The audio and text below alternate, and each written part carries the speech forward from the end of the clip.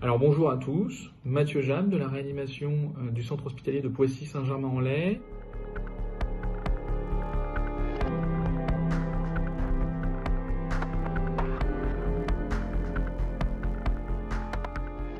Alors quelle gestion des immunosuppresseurs chez le patient greffé rénal admis en réanimation pour le Covid-19 ?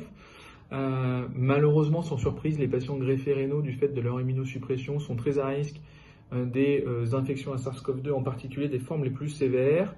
Et l'Agence de biomédecine a ainsi dénombré que 53 malades étaient actuellement hospitalisés pour une infection au Covid-19, majoritairement en Île-de-France, Alsace-Lorraine et un petit peu en Midi-Pyrénées.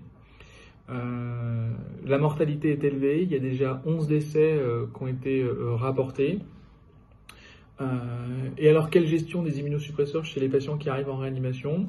Alors, à ce jour, ni la SRLF, ni la Société française de néphrologie, la SFNDT, n'ont émis de recommandations très particulières pour le cas spécifique de l'infection au Covid-19.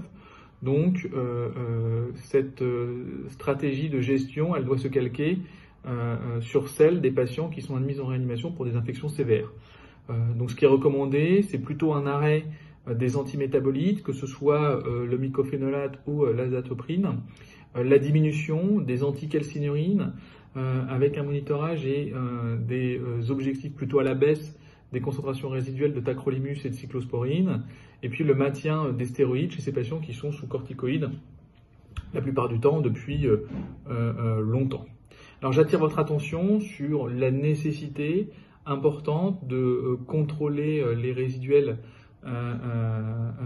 des anticalcinurines de manière extrêmement régulière, notamment chez les patients chez qui vous allez administrer des antiviraux, et en particulier l'opinavir, qui modifie de manière assez importante le métabolisme de ces médicaments.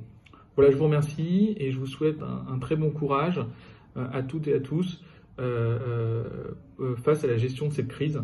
Voilà.